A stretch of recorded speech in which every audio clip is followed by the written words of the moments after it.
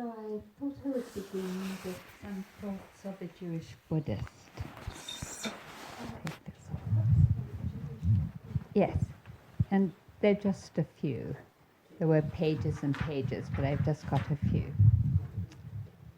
Could you make it a little louder? I'll put my mic closer. I don't want to make it louder. I'll put my mic closer.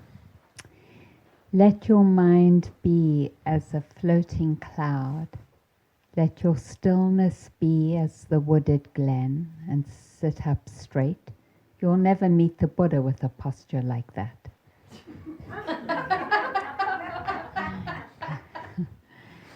Wherever you go, there you are. Your luggage is another story.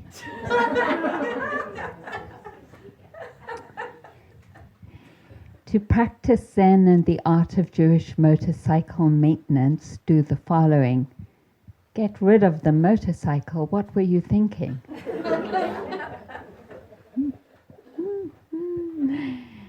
Be aware of your body. Be aware of your perceptions. Keep in mind that not every physical sensation is a symptom of terminal illness.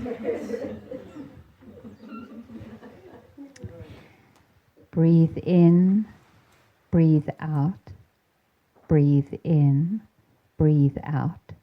Forget this, and attaining enlightenment will be the least of your problems.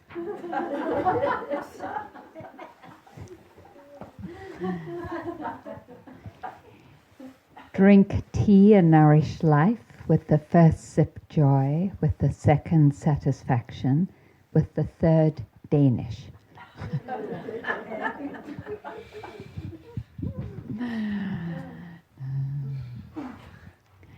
To find the Buddha, look within. Deep inside you are 10,000 flowers. Each flower blossoms 10,000 times.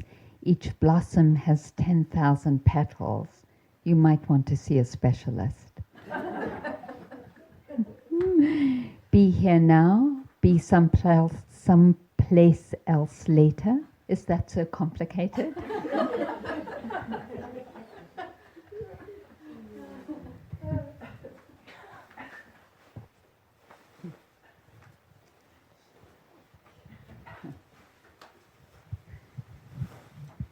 So I'm going to talk about equanimity. I asked Barbara this afternoon what Dhamma talk she would like, and she chose equanimity, which is it's a great choice for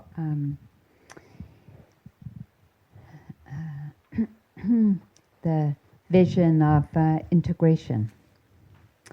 So in Pali, the word is upekkha, and it's one of the 7 factors of enlightenment, which, as I've said before, the qualities that come into being and are the necessary qualities that are there in the mind when an awakening or opening or deepening insight happens. So the first is mindfulness, and then what? Investigation, then energy, joy, calm, equanimity. Yay!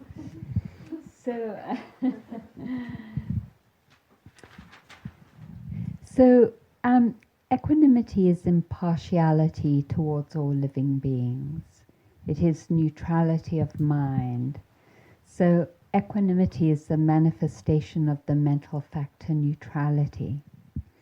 The Pali term for this is there in the middleness, a mental attitude of balance, detachment, and impartiality.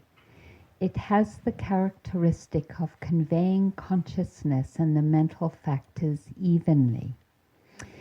Its function is to prevent deficiency or excess, and it's manifested as neutrality.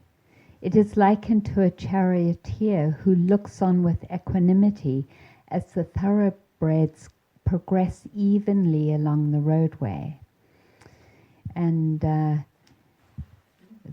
when it becomes part of the Brahma Viharas, the four divine abodes, and directed towards all living beings, it treats all free from discrimination, without preference and prejudice. This is interesting, because when I talked about those two streams, and one is ignorance, and in ignorance there's always wrong view, restlessness, shamelessness, and blamelessness. Yeah. So there's always those whenever there's something unwholesome. So when there's something wholesome, then there's faith. We talked about that, right? Faith is the forerunner of all the other wholesome qualities. Mindfulness, self-respect, which I think is an interesting, different definition than not having the capacity to know that you're doing wrong. Non-greed, non-hatred, and pliancy, which is the flexibility of the mind when you know how you feel now and you look back when you first came. Like one of the differences in how you feel, I'm going to guess, is that your mind is more pliant. It's less rigid and reactive, right? So, and then along with that comes this middleness, this of the factor of equanimity, of the balance of mind. So that was something I just learned today. That was so interesting, that in every wholesome mind state there are all these energies at the same time. Isn't that interesting? Anyway. So it's a mind that is like a mountain. It becomes unshakable and not moved by all the different weather patterns and weather systems. And so I thought I would tell you a story about Ruth, because it's such a beautiful story of equanimity. When we were building the dining room that we are now in, because we didn't used to have it originally, we ate in that little serving area, believe it or not. So, and you can imagine how squished that was. So we built the dining room in one of the early women's retreats, and we would practice in the morning. The afternoon was building, and then the evening we would come in and have the Dhamma talk. A little like our work retreat, but we worked harder. Our work retreat.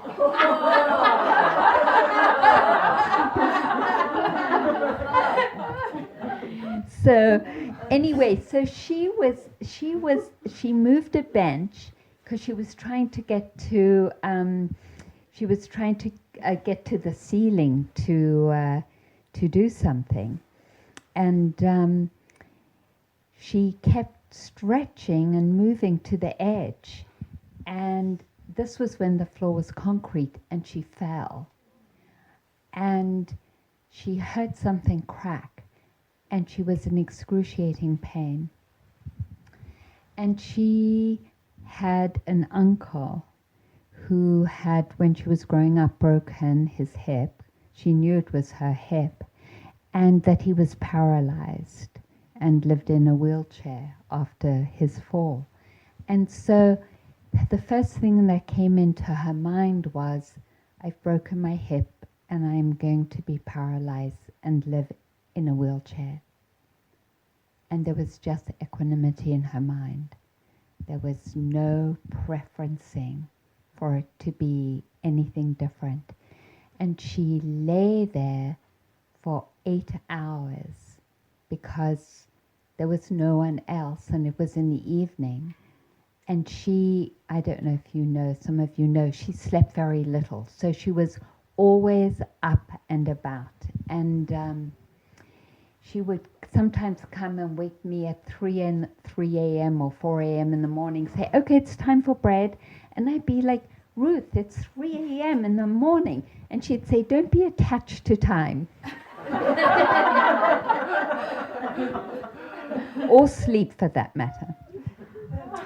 So then we were big bread because she was up, and she hardly slept. But anyway, so that story, that experience actually, she actually broke her hip badly, and she was in recovery for 2 years before she could walk again without her stroller.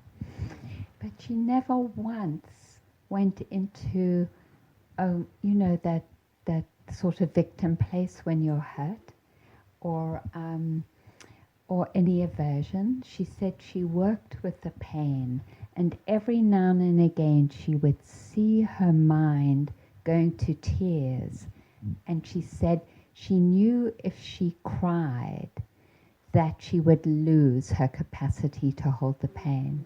And so she refused to let herself cry, and she stayed with that pain. At some point she passed out, she said, but then she came to when she heard someone come into the room. So,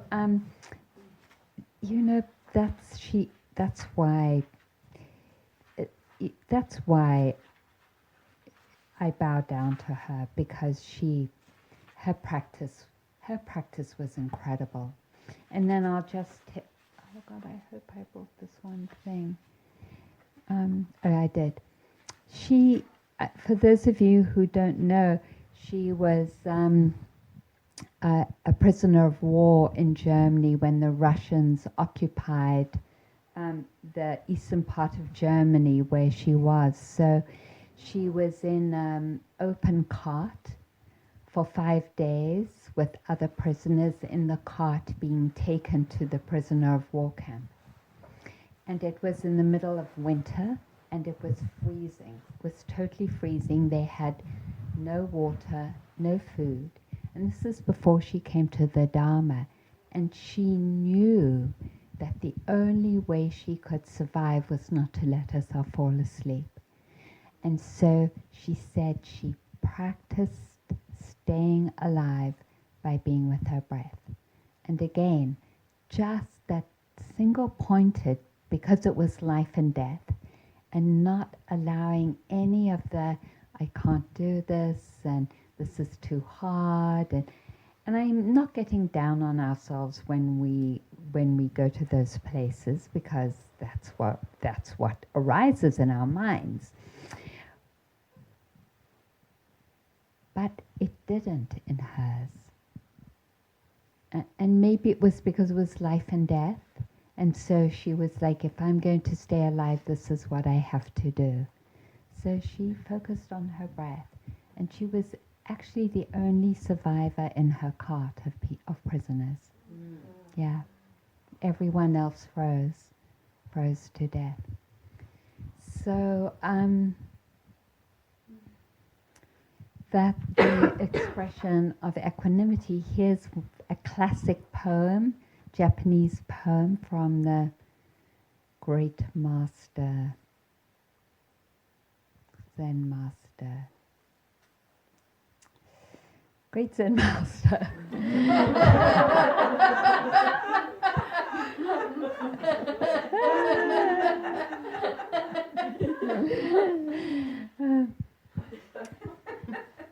The great way is not difficult for those who have no preferences. When love and hate are both absent, everything becomes clear and undisguised. Make the smallest distinction, however, and heaven and earth are set infinitely apart. If you wish to see the truth, then hold no opinions for or against anything. Isn't that an incredible vision? I mean, just to invite our minds to contemplate that. Hold no opinions for or against anything. To set up what you like against what you dislike is a disease of the mind. When the deep meanings of things is not understood, the mind's essential peace is disturbed to no avail.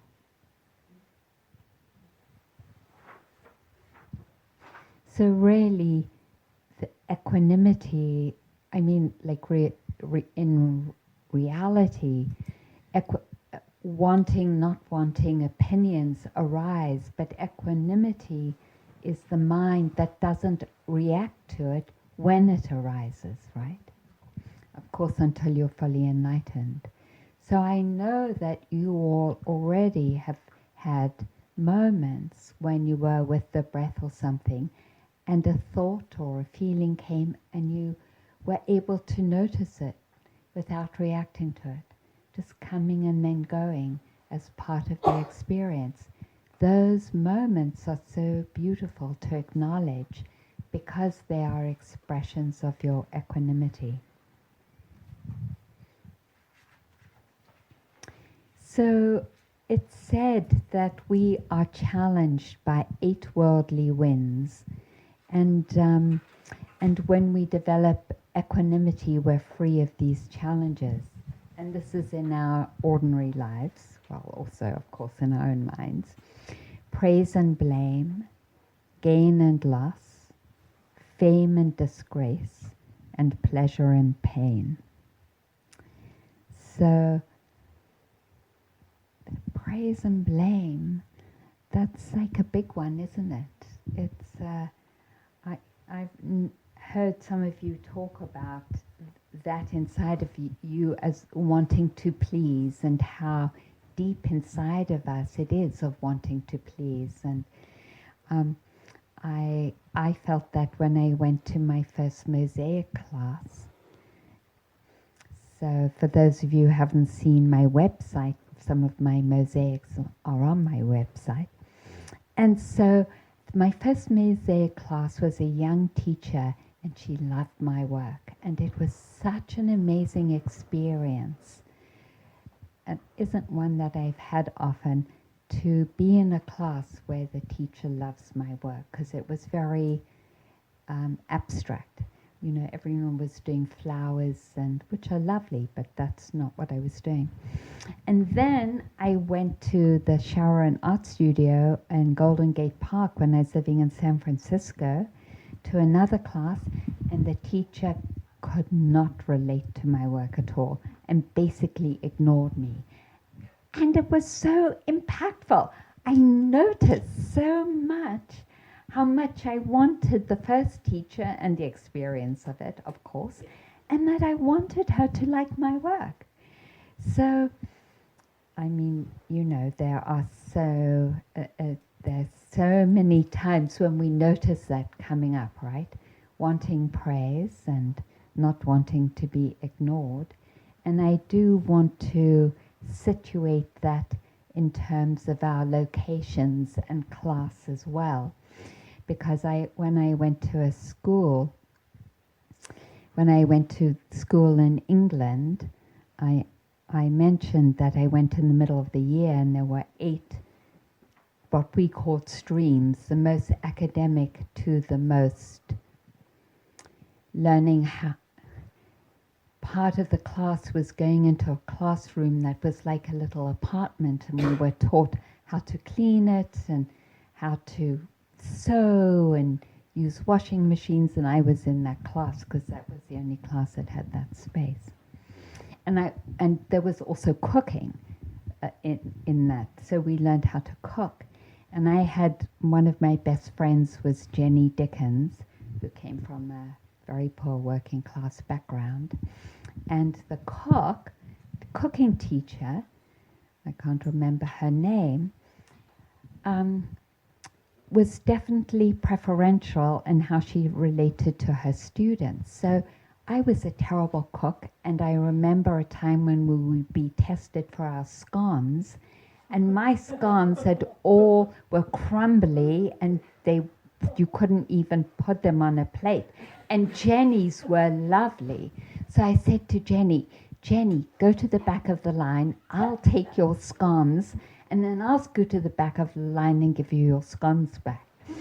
And so she said, fine. She was really great. And so I got an A for my scones, but because Jenny didn't speak the way I did, and I want to say that I speak the way I do, because my sisters all speak differently, because I had a relapse from my polio when I first arrived in England, and I had elocution lessons for 2 years, where I had to say ad infinitum, how, now, brown, cow. So anyway, so because language in England, a little more than here, but here too, is a giveaway, it characterizes your class. Because of that, I got an A and Jenny got a C. So I do want to locate these different wins in the environment of how different it is for us according to our location, whether we get praised or blamed, and that it doesn't always have to do with the actual quality of the work that is getting praised or blamed. And so praise and blame. And then also just to say that when I first wrote my book, the different people I would get emails from different people, like even in Central and South America, saying, "Oh, I read your book and I just want to let you know it really made a difference." And then, of course, the other people saying, "Oh, yes."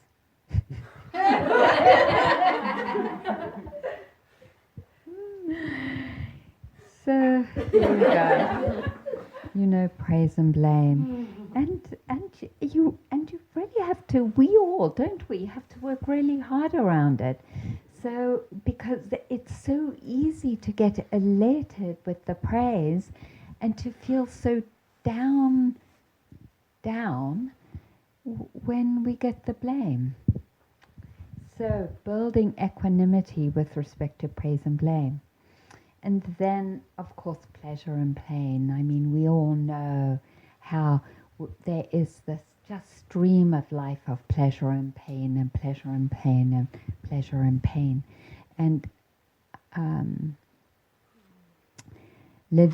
Stephen Levine, who, has died a couple of years ago, he wrote that amazing book, Life, Living and Dying, and in it he tells a story of this woman who was in a hospital bed dying, and she was the mother of one of his students, so he went to visit her because the student was like, "My mother's so miserable all the time, can't you go and help her, she's dying." So he went to visit her, and he said the first thing she said was, "Why me?"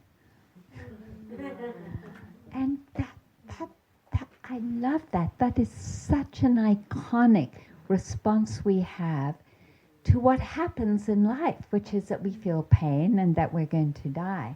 That feeling of why me? This shouldn't have happened to me. And how much renunciation it takes to acknowledge what we've been given. So I used to run, and I loved running. It was like one of the blessings in my life was to run. And I ran until 2009.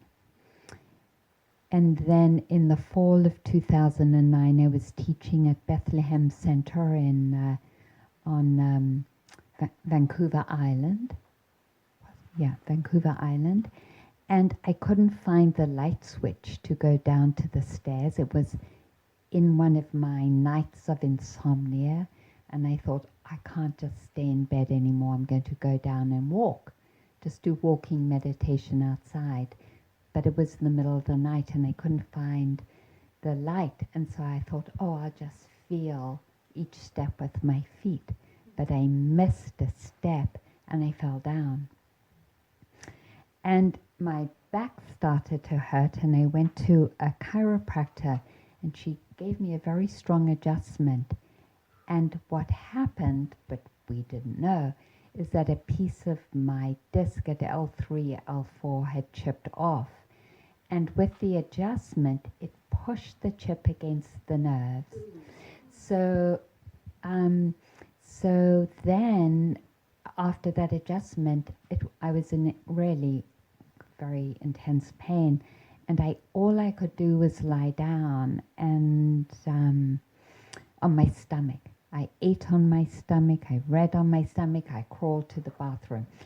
So anyway, eventually I had surgery. Some of you know I had surgery, and either the chip or the surgery did nerve damage, because I can't run anymore. But not only can I not run, but I'm in pain all the time because of the nerve damage.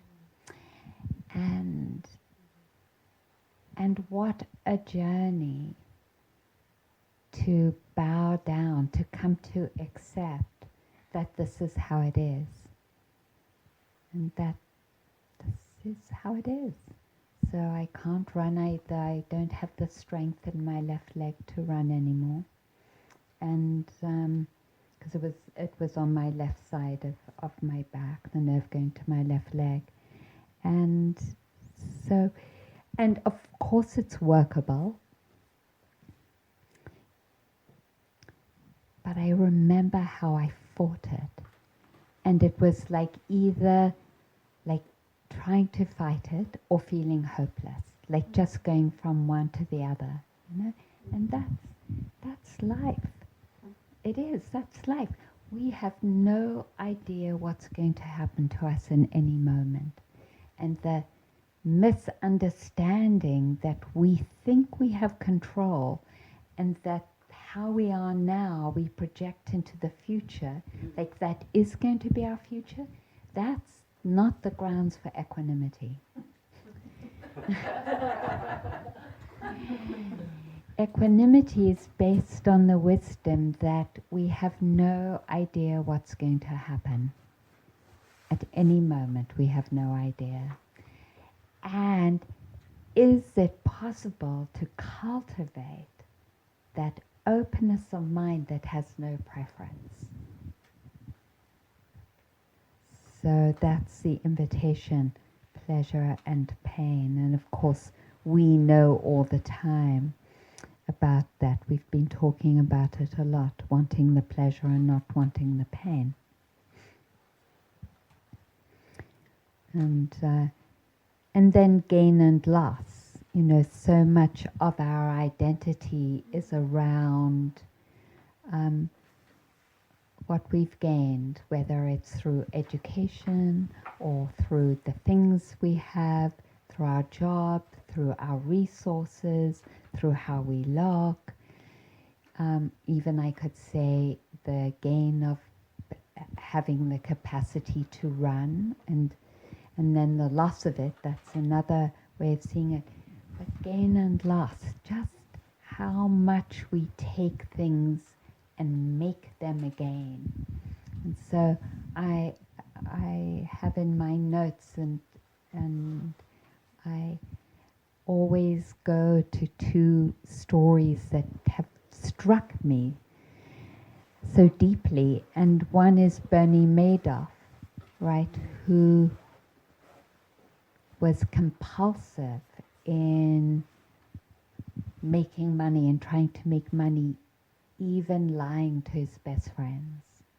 That game, just that manipulation of the pyramid scheme that he developed to earn money, because in the beginning he became, I don't know if you know, maybe because he was in New York, right? Mm-hmm. Yeah. He became like the guy to go to, and he wasn't even taking money from certain people because he was being offered so much in the beginning. It was like, no, if you only can give me so much, I'm not interested in investing your money. It has to be this much. It was like he was the go-to person for investing your money if you had a lot of money. Well, now he's in jail, but his son, who had worked with him in the business, couldn't hold the loss. Not only of the money, because of course whatever they had to pay back, although I think his wife retained a fair amount of the money. But that they lost their name, their reputation. And so the son hung himself. And that's very common, so I hear, in business communities where I think particularly men who've lost money can't bear the loss, would rather die. And so that's how profound that challenge is around gain and loss. And yeah. And then I want to acknowledge something that also really struck me, which was the Human Rights Campaign and how much that organization lobbied for our community's rights, but refused to include trans rights because they felt like it would jeopardize the GL, gay, lesbian, bi community too much. So gain and loss in our community, right? We've gained a certain status in lobbying and everything else, and holding and defending that.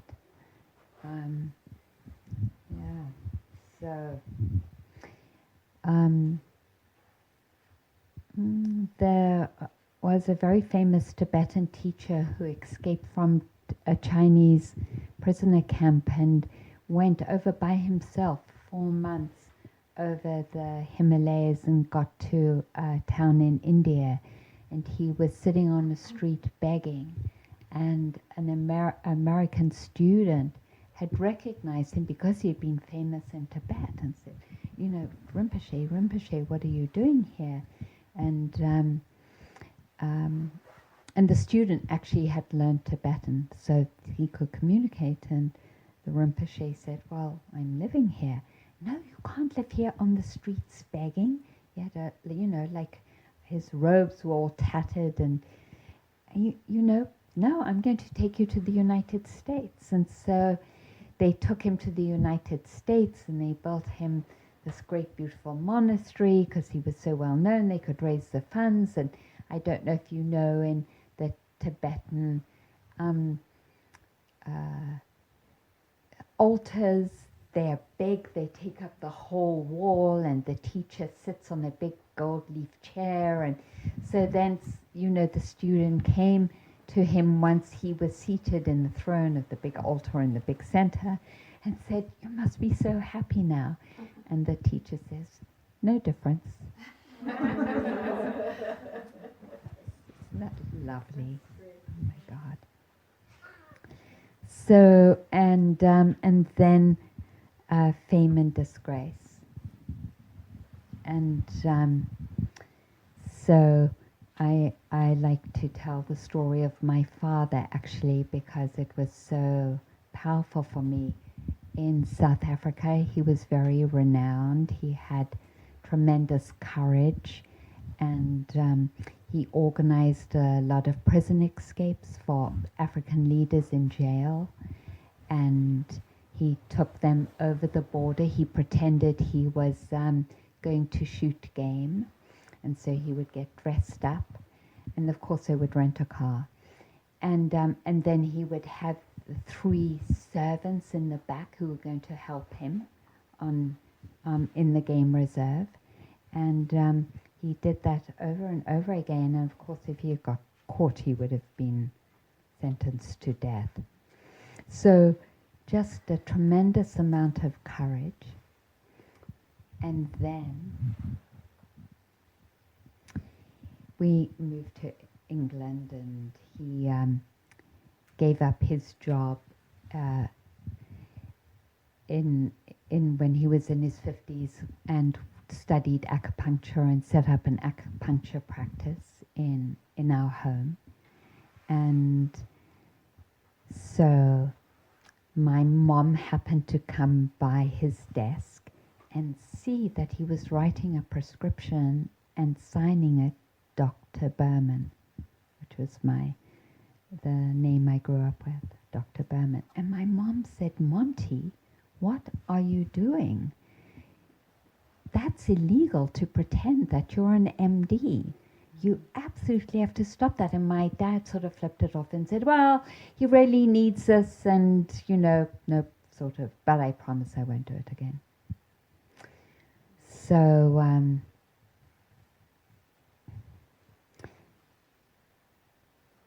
he happened to end up treating a number of quite famous English actors, and one of them wrote his autobiography and mentioned that my father had treated him as a doctor. And so in my father's memorial, no one had mentioned that my father was a doctor. They said he had been an activist, that he had been a director of Knoll International, which is this European interior decorating firm. He had actually helped produce a film, the first film talking about race in South Africa and so on and so forth, but never mentioned he was a doctor. So this actor comes up and says, well, what about Monty as a doctor?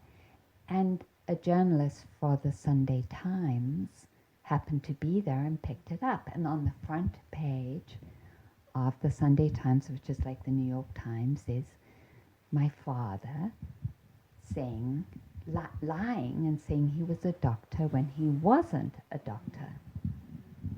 And so my mom calls us up and says, because we're in America, I just want you to know, in case the word gets out, this was said of your father. Now, none of us, my sisters and I, had any idea this was going on. But it feels so poignant that my father, who actually had so many beautiful qualities, felt like he had to lie in order to be recognized. And so, fame and disgrace. He was disgraced. So that's a little bit. It's interesting, isn't it? It's a little bit like Adrian Lefwich, the story of Adrian Lefwich, and being the leader of the presence of that underground cell and giving away all the names. The ways that wounding is passed on generationally, and how my grandfather used to beat my father up when he didn't have perfect results from school, and how that created the conditions, like along with my father's, personality, to create the more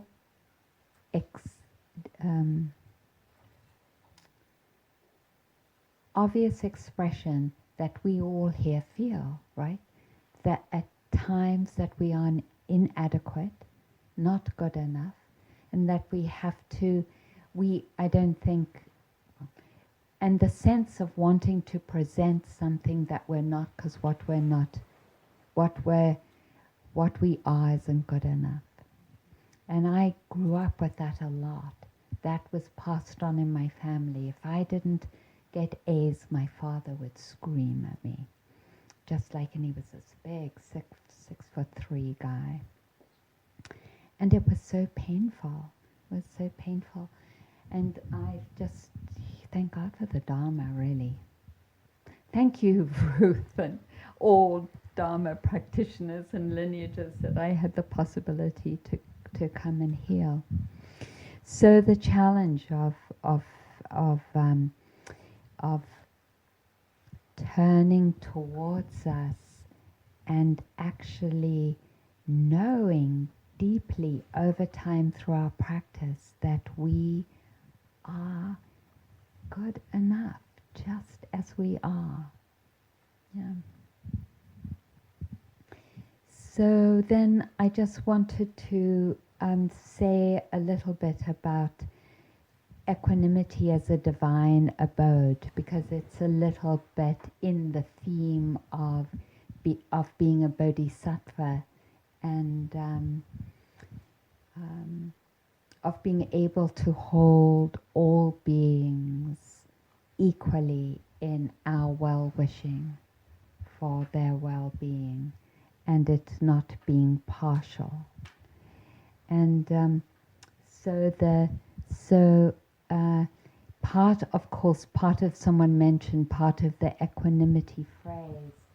Well, I won't go there yet, but hang on a moment. It said that there's a natural progression in that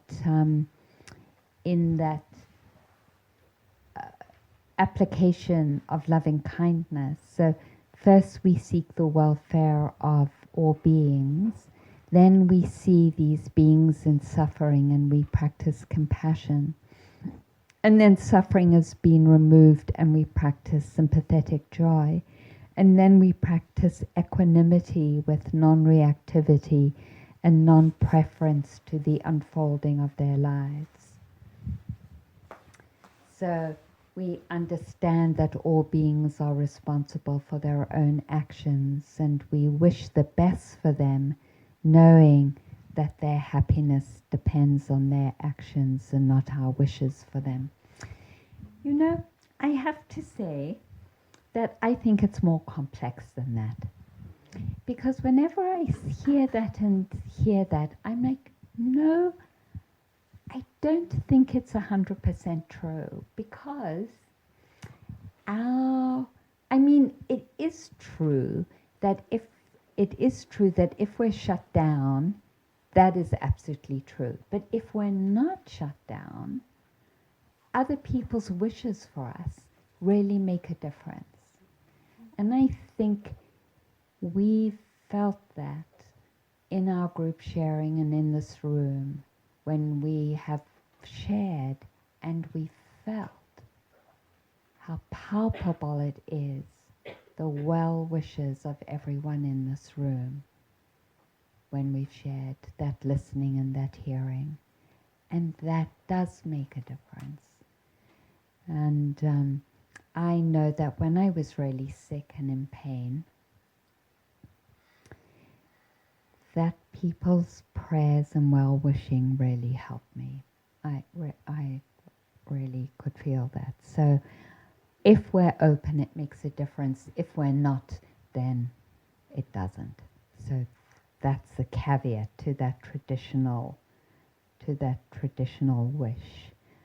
And I felt that with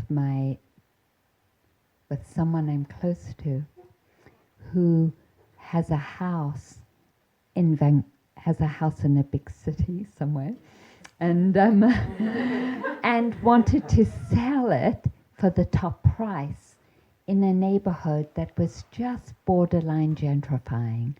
And we had these discussions where I was trying to be impartial about the gentrification process, and she just was not interested. You know, she wasn't interested in hearing me, and that's when we wish that wish.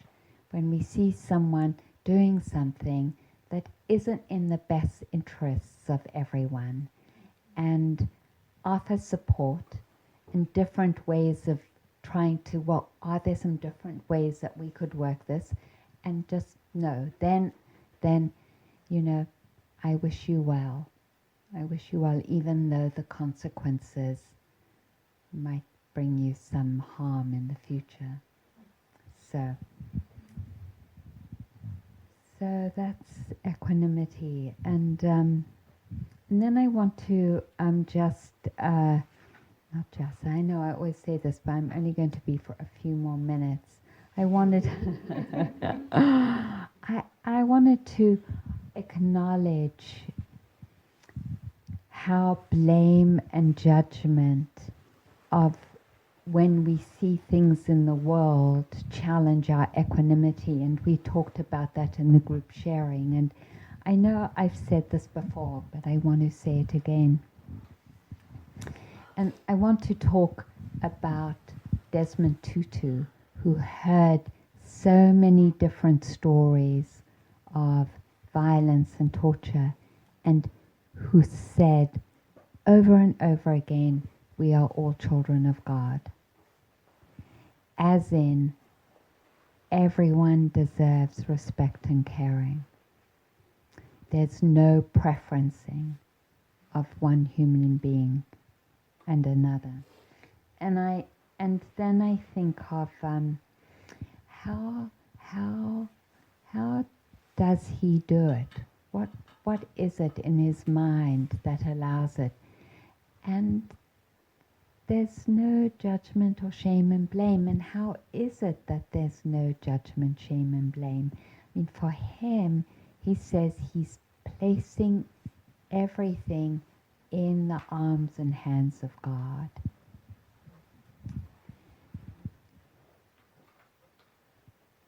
For me, it's my own arms and hands.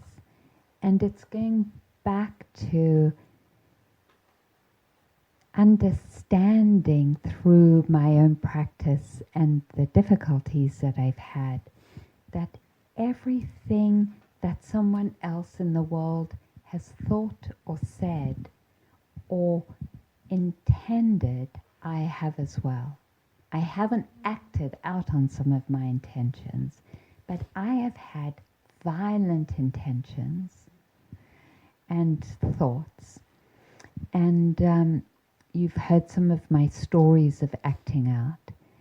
And I can honestly say that if I had been born a white man and gone to military school, I have no idea what I might have ended up being. Sort of me, my personality, but as a man, as a white man in a military school.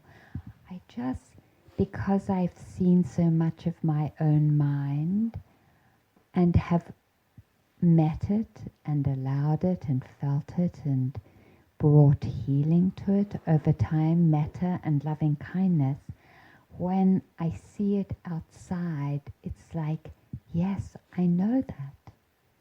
I know it because I've seen it in myself. And so it doesn't shake me in the ways that might bring despair when I see it outside, because I see it inside, and I have so much faith now in my capacity to meet what I find inside and what I find here, in our own minds here, and then out, further out in those minds. It's like, can I hold this with caring? And that doesn't mean that when I see something unskillful that I don't intervene, even if it, even if it doesn't make any difference. I still do for my own integrity, So, like when I was lining up to go in an aeroplane, and there was this group of really big white guys, and they were joking about fags. Oh, he's such a fag. And I said, when I hear you say that, I feel really uncomfortable. I'm a lesbian, and they just were like, fag, fag, fag. As we were going on. I'm like, okay, no problem, really. It was a little cringy for me, but it was okay. Because sometimes we intervene and it's great, and sometimes it isn't. But more it was that feeling that Ruth had when she blessed the man stealing her bag, of not wanting him to suffer the karma of something. Like, when we intervene, can I help save you from yourself and the karma of holding a community with that hatred, So so for me, the equanimity that I have around our political scene really is based on our practice of everything that we've met as a community here inside of ourselves and how we've held it as we've shared it and holding it out. Okay, so I will now end. Let's see, I think I bought a nice poem to read. Oh, maybe I just bought something too long to read. Because it's already late. And I thought maybe we'd sing for our last night. Oh. Yeah? Yeah. Yeah. No, you didn't want that? You wanted some? Yes, yes. Are some of you silently not speaking out and want something different? Anyone really would like something different? Yeah. That's great. Okay. We love equanimity. All right. I think that's enough. I'm not going to read anymore.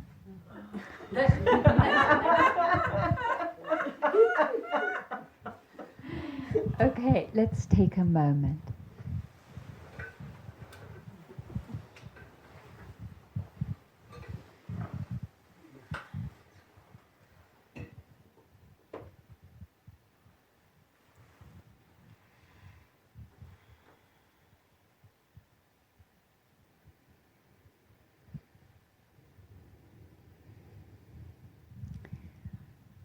Let's offer ourselves the wish that through renouncing preferences, we grow strong like a mountain.